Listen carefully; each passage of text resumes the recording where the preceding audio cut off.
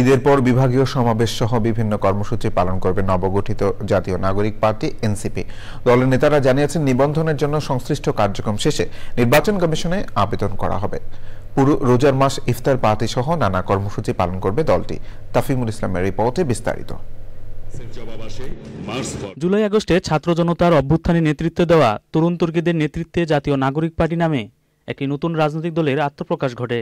রাজধানীতে বর্ণাঢ্য উদ্বোধনী অনুষ্ঠানের পর স্বাভাবিকভাবেই জনমনে প্রশ্ন উঠেছে, এরপর কি করছেন নতুন দলের নেতারা। আহ্বায়ক কমিটির বৈঠকগুলোতে আগামী সব কর্মসূচি নির্ধারণ করা হবে বলে জানিয়েছেন জাতীয় নাগরিক পার্টির মুখ্য সংগঠক সার্জিস আলম। প্রত্যেকটি টিম তাদের জায়গা থেকে সামগ্রিকভাবে সিদ্ধান্তটি নিবে, এই রেসপন্সিবিলিটি নিবে এবং সেই অনুযায়ী মাঠ পর্যায়ে কাজ করবে। তো আমাদের যে মুখ্য সংগঠক উত্তরাঞ্চল এবং মুখ্য সংগঠক দক্ষিণাঞ্চল, এই যে দুটি টিম পুরো বাংলাদেশ সাংগঠনিক কার্যক্রম পরিচালনা করবে, তারা তাদের জায়গা থেকে আজকে কিছুক্ষণের মধ্যে আমাদের এই যে প্রক্রিয়াটি মিটিংটি সেটি শুরু হবে এবং এটির মধ্য দিয়ে আমরা আগামী দিনে অন্তত আগামী এক সপ্তাহ বা এক মাসের কর্মসূচি কি হবে সেটি আমরা আমাদের জায়গা থেকে নির্ধারণ করব। জাতীয় নাগরিক পার্টির নেতারা বলছেন, রোজার মাসে তারা ইসির নিবন্ধন পেতে প্রয়োজনীয় কাজের পাশাপাশি ইফতার পার্টি কর্মসূচি থাকছে, আর ২৬শে মার্চ ঘিরে থাকছে বিশেষ অনুষ্ঠান। একটা নতুন দল যদি মনে করে যে তার ঢাকা থেকে কোনো ধরনের কর্মকাণ্ড পরিচালনা করে তৃণমূলে পৌঁছাবে, এটা হচ্ছে ভুল কোনো কিছু হতে পারে না।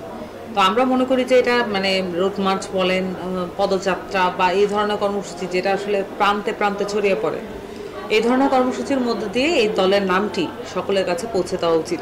২৬শে মার্চ নিয়ে আমাদের বড় পরিকল্পনা রয়েছে। আমরা একটা সারা দেশে আমরা সাংগঠনিক কর্মসূচি দিব। আমরা ঢাকায় সবচেয়ে বেশি ফোকাস থাকবে। আমরা এটা আপনাদের গণমাধ্যমের মাধ্যমে জানিয়ে দেবো কর্মসূচির ধরন কেমন হবে।